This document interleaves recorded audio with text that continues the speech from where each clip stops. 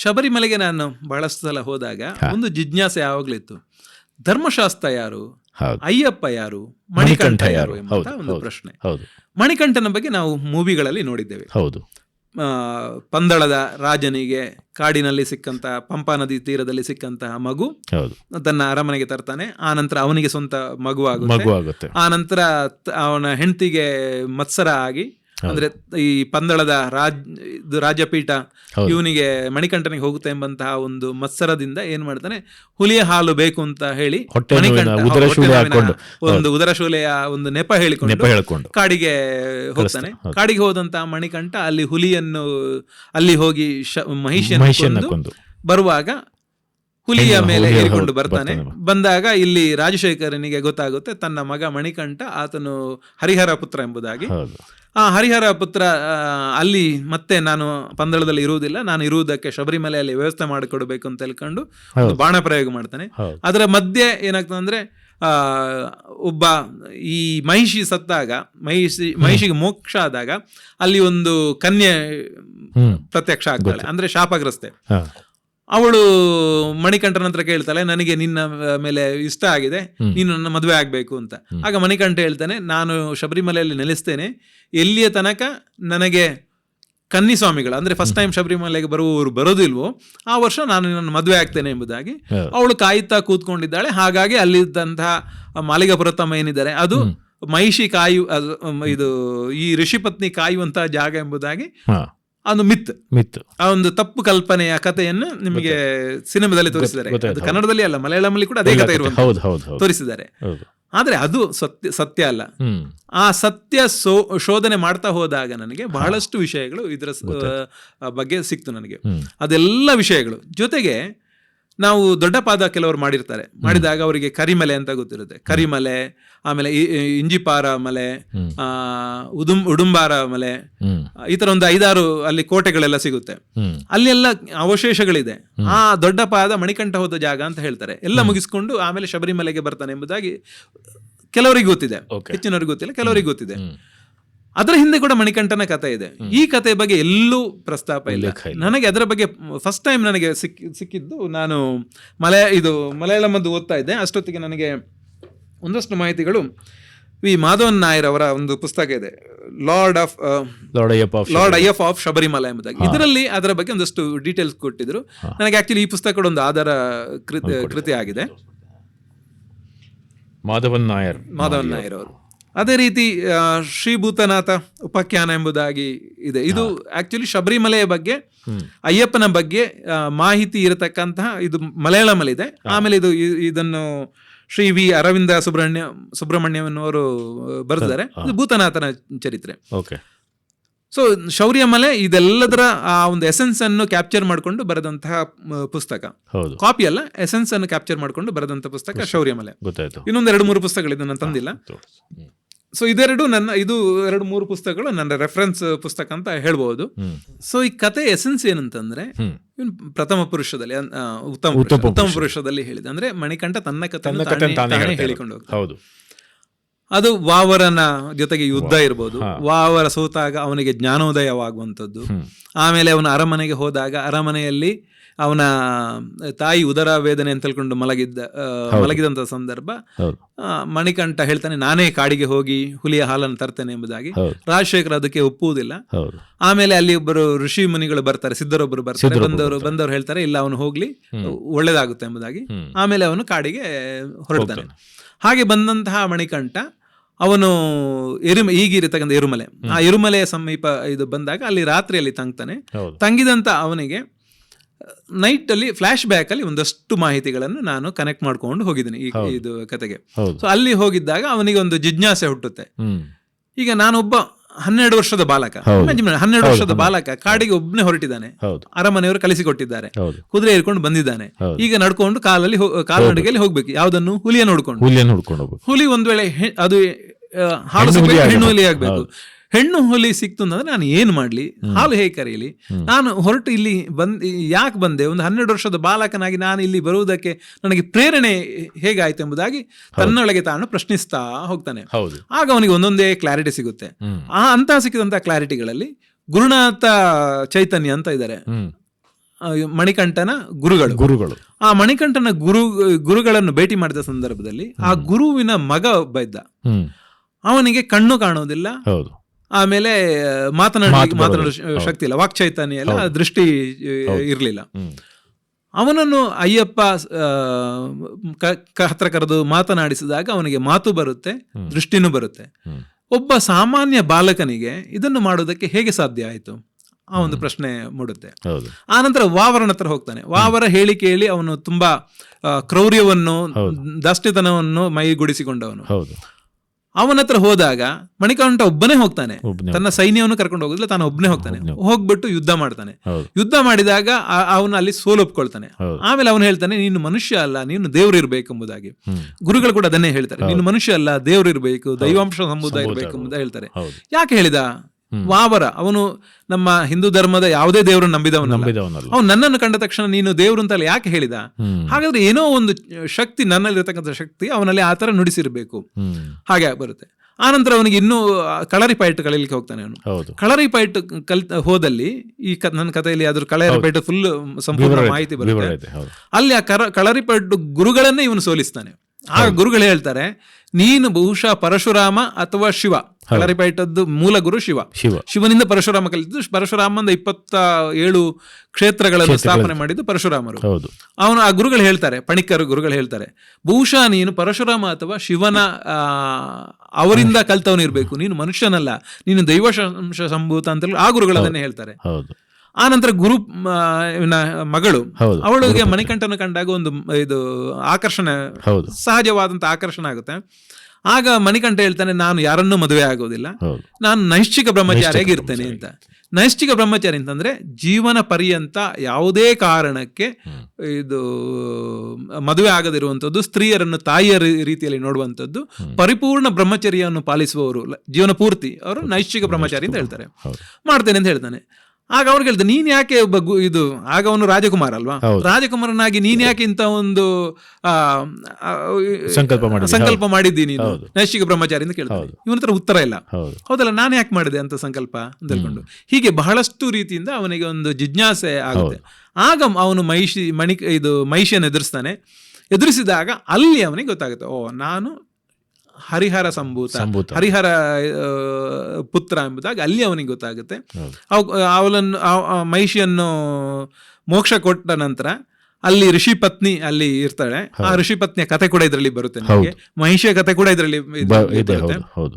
ಆ ನಂತರ ಋಷಿ ಪತ್ನಿ ಹತ್ರ ಅವನು ಹೇಳೋದು, ನಾನು ಮದುವೆ ಆಗ್ತಾನೆ ಎಂಬುದಾಗೆಲ್ಲ ಋಷಿ ಪತ್ನಿ ಕೂಡ ಕೇಳೋದಿಲ್ಲ. ಯಾಕಂತಂದ್ರೆ ಇದು ಬಹುಶಃ ಇದು ಕೃತಯುಗದಲ್ಲಿ ಇರಬಹುದು. ಋಷಿ ಪತ್ನಿ ಅಲ್ಲಿ ಮಹಿಷಿಯ ರೂಪದಲ್ಲಿ ಇರುವಂಥದ್ದು. ಅಂದ್ರೆ ಸುಮಾರು 4 ಯುಗ ಕೂಡ ಮಹಿಷಿ ಅಲ್ಲೇ ಇದ್ಲು. ಕೃತಯುಗದಿಂದ 4 ಯುಗಗಳ ಕಾಲ ಮಹಿಷಿ ತನ್ನ ಗಂಡನ ಜೊತೆಗೆ ಅದೇ ಇದರಲ್ಲಿ, ಅಂದ್ರೆ ಎಮ್ಮೆ ಮತ್ತು ಕೋಣ ಆಗಿ ಅವರು ಅಲ್ಲೇ ಇದ್ದವರು. ಆಮೇಲೆ ಶಾಪ ಪಡೆದದ್ದು ಕೂಡ ಈ ತರ ಒಂದು ವಾಂಛೆಯಿಂದಾಗಿ ಶಾಪ ಪಡೆದದ್ದು. ಶಾಪ ವಿಮುಕ್ತಿ ಆದಂತಹ ಒಬ್ಬ ಋಷಿ ಪತ್ನಿ ತಿರುಗಿ ನನಗೆ ಮದುವೆ ಆಗ್ಬೇಕು, ಆ ಒಂದು ಅಟ್ರಾಕ್ಷನ್ ಆಗ್ಬೇಕು ಸಾಧ್ಯವೇ ಇಲ್ಲ. ಅವಳು ಏನೇ ಕೇಳಿದ್ರು ಮೋಕ್ಷವನ್ನಷ್ಟೇ ಕೇಳಬೇಕು. ಆಮೇಲೆ ಮಣಿಕಂಠ ಖಂಡಿತ ಹೇಳೋದಕ್ಕೆ ಸಾಧ್ಯ ಇಲ್ಲ. ನೈಷ್ಠಿಕ ಬ್ರಹ್ಮಚಾರಿಯಾಗಿ ನೀನು ವೆಯ್ಟ್ ಮಾಡು, ಆಪರ್ಚುನಿಟಿ ಬಂದಾಗ ನಾನು ಮದುವೆ ಆಗ್ತೇನೆ ಅಂತ ಹೇಳೋ ಸಾಧ್ಯತೆ ಇಲ್ಲ. ಸೊ ಹಾಗಾಗಿ ಆ ಗುರುಪತ್ನಿಗೆ ಮೋಕ್ಷ ಕೊಡುವಂತಹ ವ್ಯವಸ್ಥೆಯನ್ನ ಮಣಿಕಂಠ ಅಲ್ಲಿ ಮಾಡ್ತಾನೆ. ಅದು ಇದರಲ್ಲಿ ಬರತಕ್ಕಂತ ಒಂದು ವಿಭಿನ್ನ ದೃಷ್ಟಿಕೋನ ಶಬರಿಮಲೆಯದು. ಅಲ್ಲಿಂದ ಅವನಿಗೆ ಅಲ್ಲಿದ್ದಂತಹ ಆದಿವಾಸಿಗಳ ಪರಿಚಯ ಆಗುತ್ತೆ. ಆದಿವಾಸಿಗಳನ್ನು ಶಬರಿಮಲೆಗೆ ಕರ್ಕೊಂಡು ಹೋಗ್ತಾರೆ. ಅಂದ್ರೆ ಆಲ್ರೆಡಿ ಇತ್ತು ಅಲ್ಲಿ. ಯಾಕಂದ್ರೆ ಶಬರಿಮಲೆಯನ್ನು ಸ್ಥಾಪನೆ ಮಾಡಿದ್ದು ಪರಶುರಾಮರು. ಶೌರ್ಯಮಲೆ ಅಂತ ನಾನು ಹೇಳಿದ ಪರಶುರಾಮರು. ಅಲ್ಲಿ ಧರ್ಮಶಾಸ್ತ್ರ ಕ್ಷೇತ್ರ ಮೊದಲೇ ಇತ್ತು. ಈವನ್ ಈಗಲೂ ಕೂಡ ಎಷ್ಟೋ ಜನ ಹೇಳ್ತಾರೆ, ಸುಮಾರು 10,000 ವರ್ಷಗಳ ಹಿಂದೆ ಅಲ್ಲಿ ಶಬರಿಮಲೆಯಲ್ಲಿ ಅಂತಹ ಒಂದು ಕ್ಷೇತ್ರ, ಕಾವು ಅಂತ ಹೇಳ್ತಾರೆ ಮಲಯಾಳಂನಲ್ಲಿ, ಅಂದ್ರೆ ಶಾಸ್ತನ ಒಂದು ಕಾವು ಇತ್ತು, ಕ್ಷೇತ್ರ ಇತ್ತು ಅಂತ. ಆಮೇಲೆ ಅದನ್ನ ಅಲ್ಲಿ ಹೋದಂತ ಈ ಕಾರ್ಡನ್ ವಾರ್ಡ್ ಇದ್ದವರೇ ಹೇಳ್ತಾರೆ, ಇದು ಸುಮಾರು ಒಂದು 2,000 ವರ್ಷಗಳಷ್ಟು ಹಿಂದಿನ ಗುಡಿ ಇರಬೇಕು ಎಂಬುದಾಗಿ. ಅಂದ್ರೆ ಅಷ್ಟು ವರ್ಷಗಳ ಹಿಂದೆ, ಅಂದ್ರೆ ಮಣಿಕಂಠ ಇರುವಾಗಲ್ಲ, ಅದಕ್ಕಿಂತ ಎಷ್ಟೋ ವರ್ಷಗಳ ಹಿಂದೆ ಇತ್ತು ಅಲ್ಲಿ ಧರ್ಮಶಾಸ್ತ್ರ ಕ್ಷೇತ್ರ ಇತ್ತು. ಆ ಧರ್ಮಶಾಸ್ತ್ರ ಕ್ಷೇತ್ರವನ್ನು ಒಬ್ಬ ಮರವ ಪಡೆಯವನು, ಅಂದ್ರೆ ಈ ತಮಿಳುನಾಡು ಮತ್ತೆ ಕೇರಳ ಬಾರ್ಡರ್ ಅಲ್ಲಿ ಇರುವವರು, ಕೆಲವರ ಹತ್ರ ಚೋಳರಾಗೆ ಸಂಬಂಧಪಟ್ಟವರು ಅಂತ ಗೊತ್ತಿಲ್ಲ ನನಗೆ, ಮರವ ಪಡೆಯವರು, ಅವನ ಹೆಸರು ಉದಯನ್ ಎಂಬುದಾಗಿ. ಅವನು ಬಂದ್ಬಿಟ್ಟು ಆ ಶಬರಿಮಲೆ ಕ್ಷೇತ್ರವನ್ನು ಸಂಪೂರ್ಣವಾಗಿ ಧ್ವಂಸ ಮಾಡಿರ್ತಾನೆ. ಅವನೊಬ್ಬ ನಾಸ್ತಿಕನಾಗಿರ್ತಾನೆ, ಧ್ವಂಸ ಮಾಡಿರ್ತಾನೆ. ಆಮೇಲೆ ಇದು ಪೊನ್ನಂಬಲ ಮೇಡುವನ್ನು ಕೂಡ ಅಲ್ಲಿ ಹೋಗಿ ಅಲ್ಲಿ ಶಿವಕ್ಷೇತ್ರ ಅದನ್ನು ಕೂಡ ಧ್ವಂಸ ಮಾಡ್ತಾನೆ ಎಂಬುದಾಗಿ ಇವನಿಗೆ ಗೊತ್ತಾಗುತ್ತೆ, ಮಣಿಕಂಠನಿಗೆ.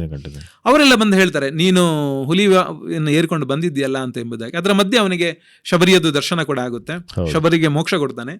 ಮಣಿಕಂಠನಲ್ಲಿ ಅವ್ರು ಕೇಳ್ತಾರೆ, ಇದು ನೀನೇ ನನಗೆ ವ್ಯವಸ್ಥೆ ಮಾಡಿಕೊಡ್ಬೇಕು ಎಂಬುದಾಗಿ, ಅಂದ್ರೆ ರಾಜರ ಕುವರನಾಗಿ. ಅಲ್ಲಿ ಅವನು ಅವರಿಗೆ ಇದು ಪ್ರಾಮಿಸ್ ಮಾಡಿಕೊಂಡು ತನ್ನ ರಾಜ್ಯಕ್ಕೆ, ತನ್ನ ಪಂದಳಕ್ಕೆ ಬಂದಾಗ, ಹುಲಿ ಸಮೇತ ಬಂದಾಗ ಅವರಿಗೆ ರಾಜರಿಗೆ ಕೂಡ ಗೊತ್ತಾಗುತ್ತೆ, ರಾಜಶೇಖರ ರಾಜರಿಗೆ ಗೊತ್ತಾಗುತ್ತೆ, ಅಯ್ಯಪ್ಪ ಇವನು ಮಣಿಕಂಠ ಇದ್ದವನು ಸಾಮಾನ್ಯ ವ್ಯಕ್ತಿ ಅಲ್ಲ, ಇವನು ದೈವಾಂಶ ಸಂಭೂತ ಹರಿಹರ ಪುತ್ರ ಎಂಬುದಾಗಿ. ಅವನು ಸ್ಪಷ್ಟವಾಗಿ ಹೇಳ್ತಾನೆ, ನಾನು ಇಲ್ಲಿ ಅರಮನೆಯಲ್ಲಿ ಇರುವುದಕ್ಕೆ ಬಂದವನಲ್ಲ, ನನ್ನ ದಾರಿಯೇ ಬೇರೆ ಇದೆ ಎಂಬುದಾಗಿ ಹೇಳಿ. ಹಾಗೆ ಹುಲಿ ಕೂಡ ಇಂದ್ರಾದಿ ದೇವತೆಗಳೇ ಹುಲಿ ರೂಪದಲ್ಲಿ ಅವನಿಗೆ ಜೊತೆ ಬರ್ತಾರೆ. ಹೌದು, ಅಲ್ಲಿ ಅವನು ಇದು ಹುಲಿ ಅಲ್ಲಿಂದ ಮಾಯ ಆಗುತ್ತೆ. ಅವನು ಹೇಳ್ತಾನೆ, ನಾನು ಇಲ್ಲಿ ಇಲ್ಲ, ನಾನು ನೆಲೆಸುವುದಕ್ಕೆ ಒಂದು ಕ್ಷೇತ್ರ ನಾನು ಆಲ್ರೆಡಿ ನೋಡಿದ್ದೇನೆ, ಆ ಕ್ಷೇತ್ರ ಎಲ್ಲಿಂದ ನಾನು ನಿಮಗೆ ತೋರಿಸಿಕೊಡ್ತೇನೆ. ಬಾಣ ಪ್ರಯೋಗ ಮಾಡಿ ಅದು ಬಾಣ ಬಿಡುವಂತ ಜಾಗವು ಅವನಿಗೆ ದಿವ್ಯ ದೃಷ್ಟಿಯ ಮೂಲಕ ಗೊತ್ತಾಗುತ್ತೆ. ಅಲ್ಲಿ ಹೋಗೋ ಮೊದಲು ಒಂದು ಕಾರ್ಯ ನನ್ನಿಂದ ಆಗ್ಬೇಕು ಎಂಬುದಾಗಿ ಹೇಳಿ, ಈ ಮರವ ಪಡೆಯನ್ನು ಸೋಲಿಸುವುದಕ್ಕೋಸ್ಕರ ಏನ್ ಮಾಡ್ತಾನೆ, ಅಲ್ಲಿದ್ದಂತಹ ಕಳರಿಪಯಟ್ ಒಂದಷ್ಟು ಇದನ್ನು ಒಗ್ಗಟ್ಟು ಇದು ಮಾಡ್ತಾನೆ. 3-4 ಕಳರಿಪಯಟದ್ದು ತಂಡ ಇದೆ, ಆ ತಂಡದ ಬಗ್ಗೆ ನಾನು ಇದರಲ್ಲಿ ಮಾಹಿತಿ ಕೊಟ್ಟಿದ್ದೇನೆ. ಅವರನ್ನೆಲ್ಲ ಒಟ್ಟಿಗೆ ಸೇರಿಸಿ ಅಲ್ಲಿಂದ ಶಬರಿಮಲೆ ಅಲ್ಲಿಗೆ ಅವನು ಯಾತ್ರೆ ಹೊರಡುವಾಗ 2 ಕಾರಣ ಇರುತ್ತೆ, ಒಂದು ಜೈತ್ರ ಯಾತ್ರೆ, ಇನ್ನೊಂದು ಪುಣ್ಯ ಯಾತ್ರೆ. ಹಾಗಾಗಿ ಅವನು ಇದು ಕರಿಬಟ್ಟೆ ಉಟ್ಟು 41 ದಿವಸಗಳ ಮಂಡಲ ಮಾಡಿ, ಯಾರು ಇದು ನನ್ನ ರೀತಿ ಬರ್ತಾರೆ, ಇದು ಒಂದು ಮಂಡಲ ವ್ರತ ಮಾಡಿ ಕರಿಬಟ್ಟೆ ಇಟ್ಟು ಇರುಮಡಿಯನ್ನು ಹೊತ್ತುಕೊಂಡು ನನ್ನ ಜೊತೆಗೆ ಬಂದು ಯುದ್ಧ ಮಾಡಿ ಅಲ್ಲಿ ಅದನ್ನು ಸಂಪೂರ್ಣವಾಗಿ ಆ ದಾರಿಯನ್ನು ನಾವು ಮುಕ್ತಗೊಳಿಸಿದ ನಂತರ ಶಬರಿಮಲೆಗೆ ಹೋಗುವಂಥದ್ದು, ಇದು ಹೋಗುವಂಥದ್ದು, ಯಾರೆಲ್ಲ ಬರೋರು ನನ್ನ ಜೊತೆ ಬನ್ನಿ ಎಂಬುದಾಗಿ ಕರೀತಾನೆ. ತುಂಬಾ ಜನ ಹೋಗ್ತಾರೆ. ಹಾಗೆ ಹೋಗಿ ಈ ಎಲ್ಲ ಹೇಳಿದರೆ ಇಂಜಿಪಾರ ಕೋಟೆ ಇರ್ಬೋದು, ಆಮೇಲೆ ಉಡುಂಬಾರ ಕೋಟೆ ಇರ್ಬೋದು, ಆಮೇಲೆ ಕರಿಮಲೆಯಲ್ಲಿ ಉದಯನ ಇರ್ತಾನೆ, ಇವರನ್ನೆಲ್ಲ, ಆಮೇಲೆ ಪುದುಚೇರಿ ಮಂಡನ್ ಎಂಬವನು ಇನ್ನೊಬ್ಬ ಇರ್ತಾನೆ, ಎಲ್ಲರನ್ನು ಸೋಲಿಸಿ ಅಯ್ಯಪ್ಪ ಮಾತ್ರ ಇಲ್ಲಿ ಧರ್ಮಶಾಸ್ತ್ರ ಅಂದ್ರೆ ಮಣಿಕಂಠ ತಾನು ಯುದ್ಧ ಮಾಡೋದಿಲ್ಲ, ತಾನು ಶಸ್ತ್ರವನ್ನು ಕೈಗೆತ್ತಿಕೊಳ್ಳುವುದಿಲ್ಲ, ಅವನ ಜೊತೆಗಿದ್ದವರು ಯುದ್ಧ ಮಾಡ್ತಾರೆ. ಅದರಲ್ಲಿ ಮುಖ್ಯವಾಗಿ ಕೊಚ್ಚು ಕಡುತನ್ನ, ವೆಳಿಯ ಕಡುತನ್ನ, ಆ ನಂತರ ಕರುಪ್ಪು ಸ್ವಾಮಿ, ಇವರೆಲ್ಲ ಇರ್ತಾರೆ. ಜೊತೆಗೆ ವಾವರ ಕೂಡ ಬರ್ತಾರೆ ಅಂತ ಕೂಡ ಇದೆ. ನನ್ನ ಕಥೆಯಲ್ಲಿ ವಾವರ ಅಲ್ಲಿ ಎರಿಮಲೆಯಲ್ಲಿ ಇರ್ತಾನೆ, ಮುಂದೆ ಬರುವುದಿಲ್ಲ ಎಂಬುದಾಗಿ. ಎರಿಮಲೆಯಲ್ಲಿ ವಾವರ ಉಳಿತಾನೆ. ನಾನು ವಾವರನದ್ದು ಮುಂದುವರಿಸಲಿಲ್ಲ, ಯಾಕಂತಂದ್ರೆ ಅದೊಂದು ರೀತಿಯಾದ ಕಾಂಟ್ರವರ್ಸಿ ಇತ್ತು, ವಾವರ ಮತ್ತೆ ಶಬರಿಮಲೆಯ ಬಗ್ಗೆ. ಸೊ ಹಾಗಾಗಿ ಆ ಕಾಂಟ್ರವರ್ಸಿಗೆ ಕೈ ಹಾಕೋದು ಬೇಡ ಎಂಬುದಾಗಿ ವಾರನ ಬಗ್ಗೆ ನಾನು ಸೈಲೆಂಟ್ ಆಗಿದ್ದೇನೆ, ಎರಿಮಲೆಯಿಂದ ಮುಂದೆ ಇಲ್ಲ. ಹಾಗೆ ಹೋಗಿ ಅಲ್ಲಿ ಕರಿಮಲೆಯಿಂದ ಅತ್ಯಂತ ಕಠಿಣವಾದಂತಹ ಒಂದು ಬೆಟ್ಟ, ಅಲ್ಲಿ ಹತ್ತುವಾಗಲೇ ಅಯ್ಯಪ್ಪನ ಅಂದ್ರೆ ಮಣಿಕಂಠನ ಫಾಲೋವರ್ಸ್ ಸ್ವಾಮಿಯೇ ಶರಣಮಯ್ಯಪ್ಪ ಎಂಬಂತಹ ಒಂದು ಶರಣು ಘೋಷ ಇದೆಯಲ್ಲ, ಅದು ಯುದ್ಧದ ಘೋಷವೂ ಹೌದು, ಆಮೇಲೆ ಶರಣು ಘೋಷವೂ ಹೌದು. ಅಲ್ಲಿಂದ ಪ್ರಾರಂಭವಾದ. ಯಾಕಂದ್ರೆ ಕರಿಮಲೆ ಇದು ಏರುವುದು ತುಂಬಾ ಕಠಿಣ, ಕರಿಮಲೆ ಏಟಮ್ ಅಂತ ಕಠಿಣಂ ಅಂತ ಅನ್ಕೊಂಡು ಒಂದು ಇದಿದೆ. ಸೊ ಆ ರೀತಿ, ಯಾಕಂದ್ರೆ ಅಷ್ಟು ಕಷ್ಟವಾದಂತಹ ಒಂದು ಕರಿಮಲೆ ಅದು, ಏರ್ಲಿಕ್ಕೂ ಕಷ್ಟ, ಇಳಿಲಿಕ್ಕೂ ಕಷ್ಟ. ಸೊ ಅಲ್ಲಿ ಹೋಗಿ ಉದಯನನ್ನು ಕೊಂದು ಅಲ್ಲಿ ಅಯ್ಯಪ್ಪನ ಒಂದು ಅಲ್ಲಿ ಆ ದಿವ್ಯತ್ವವನ್ನು ಅಲ್ಲಿ ತೋರಿಸ್ತಾನೆ. ಯಾಕಂದ್ರೆ ಬಾವಿಯಲ್ಲಿ ನೀರಿಲ್ಲ, ಅವ್ರು ಕುಡಿಯುವುದಕ್ಕೆ ನೀರಿನ ವ್ಯವಸ್ಥೆ ಕೂಡ ಅಲ್ಲಿ ಅಯ್ಯಪ್ಪ ಮಾಡ್ತಾನೆ, ಈಗಲೂ ಇದೆ, ಅಲ್ಲಿ ಬಾವಿ ಇದೆ. ಅದು ಇದೆಲ್ಲ ಮಾಡಿ ಮತ್ತೆ ಅವನು ಪಂಪಕ್ಕೆ ಬಂದು ಪಂಪಾ ಸದ್ಯ, ಪಂಪಾ ಸ್ಥಾನ, ಪಂಪಾ ಜ್ಯೋತಿ ಇದೆಲ್ಲ ಆದ ನಂತರ ಶಬರಿಮಲೆಗೆ ಹೋಗಿ, ಅಂದ್ರೆ ಶೌರಿಮಲೆಗೆ ಹೋಗಿ, ಅಲ್ಲಿ ಹೋಗುವಾಗ ಆನ್ ದಿ ವೇ ಶರಂಗುತ್ತಿಯಲ್ಲಿ ತನ್ನ ಜೊತೆಗೆ ಬಂದಂತ ಎಲ್ಲರೂ ತಂದಂತಹ ಆಯುಧಗಳನ್ನು ಶರಂಗುತ್ತಿಯಲ್ಲಿ ಡೆಪಾಸಿಟ್ ಮಾಡಿ ಮುಂದೆ ಹೋಗ್ತಾರೆ. ಮುಂದೆ ಹೋಗ್ಬಿಟ್ಟು ಅವರು ಶಬರಿಮಲೆಗೆ ಹೋಗಿ ಅಲ್ಲಿ ಹಾಳಾದಂತಹ ಮಂದಿರವನ್ನು ಪುನರ್ನಿರ್ಮಾಣ ಮಾಡಿ, ಆ ಸಂದರ್ಭದಲ್ಲಿ ಮಣಿಕಂಠ ಏನ್ ಮಾಡ್ತಾನೆ ಅಂತಂದ್ರೆ, ಇದು ಬಹುಶಃ ಹೆಚ್ಚಿನವರಿಗೆ ಗೊತ್ತಿಲ್ಲ, ಈ ಜರ್ನಿ ಏನಿದೆ, ವಾರದ ಜರ್ನಿ ಇದೆ, ಇದು ಎಲ್ಲಿ ಇಲ್ಲ. ಇದು ಕನ್ನಡದಲ್ಲಿ ಬಹುಶಃ ಪ್ರಥಮ ಬಾರಿಗೆ ಕೃತಿಯ ರೂಪದಲ್ಲಿ ಬಹುಶಃ ಫಸ್ಟ್ ಟೈಮ್ ಬರುವಂತದ್ದು ಇದರಲ್ಲಿ. ಮಣಿಕಂಠ ಏನ್ ಮಾಡ್ತಾನೆ, ಅವನು ಹೋಗ್ಬಿಟ್ಟು ಮಣಿಮಂಟಪದಲ್ಲಿ ಧ್ಯಾನಕ್ಕೆ ಕುಳಿತುಕೊಳ್ತಾನೆ. ಧ್ಯಾನ ಕುಳಿತುಕೊಂಡ ಸಂದರ್ಭದಲ್ಲಿ ಇದು ದೇವಸ್ಥಾನದ ಈ ಒಂದು ಏನಿದೆ ರೀಬಿಲ್ಡಿಂಗ್ ಆಕ್ಟಿವಿಟೀಸ್ ಎಲ್ಲ ಆಗುತ್ತೆ. ಎಲ್ಲ ಆದ ನಂತರ ಅಲ್ಲಿಗೆ ಪರಶುರಾಮರು ಅಗಸ್ತ್ಯರು ಎಲ್ಲ ಬಂದು ಅವರ ಸಾನ್ನಿಧ್ಯದಲ್ಲಿ ಇದು ಧರ್ಮಶಾಸ್ತ್ರನಿಗೆ ಪುನರ್ ಪ್ರತಿಷ್ಠಾಪನೆ ಮಾಡಿದಾಗ ಅದರಲ್ಲಿ ಜೀವ ಬಂದ ಸಂದರ್ಭದಲ್ಲಿ ಇಲ್ಲಿ ಕೂತಂತಹ ಮಣಿಕಂಠ ಮಣಿಕಂಠನ ಆ ಆತ್ಮಜ್ಯೋತಿ ಏನಿದೆ ಅದು ಹೋಗಿ ಧರ್ಮಶಾಸ್ತ್ರನಲ್ಲಿ ಆಯ್ಕೆ ಆಗುತ್ತೆ. ಆಗುತ್ತೆ. ಮಲಯಾಳಮಲ್ಲಿ ವಿಳಯಂ ಪ್ರಾಪ್ತಿ ಅಂತ ಹೇಳ್ತಾರೆ. ವಿಳಯಂ ಪ್ರಾಪ್ತಿ. ನಾವಂದ್ರೆ ಆ ಜ್ಯೋತಿ ಹೋಗಿ ಆಯ್ಕೆ ಆಗುವಂಥದ್ದು. ಅಯ್ಯಪ್ಪನಲ್ಲಿ ಹೋಗಿ ಆ ಜ್ಯೋತಿ ಹೋಗಿ ಆಯ್ಕೆ ಆಗುತ್ತೆ. ಆ ನಂತರ ಇವನು ಜೀವ ಸಮಾಧಿ ಆಗ್ತಾನೆ ಮಣಿಕಂಠ. ಆ ಮಣಿಕಂಠ ಜೀವ ಸಮಾಧಿ ಆದಂತಹ ಜಾಗವೇ ಮಣಿಮಂಟಪ.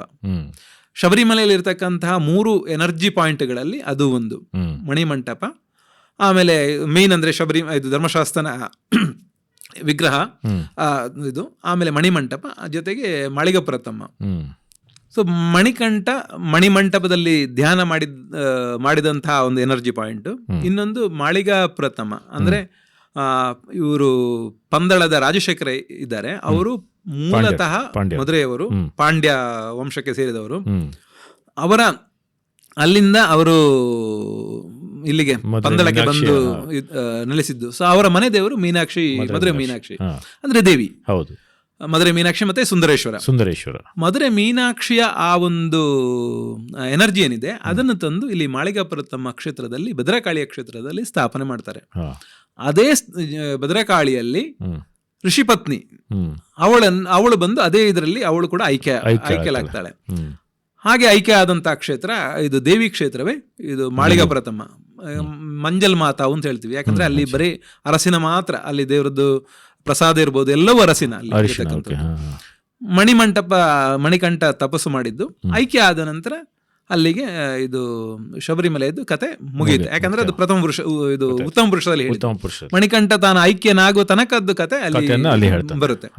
ಇದು ಸಂಕ್ಷೇಪವಾಗಿ ಇರತಕ್ಕಂಥ 220 ಚಿಲ್ಲರೆ ಪುಟಗಳಲ್ಲಿ ಇರತಕ್ಕಂಥ ಕತೆ ನಾನು ಹೇಳಿದೆ.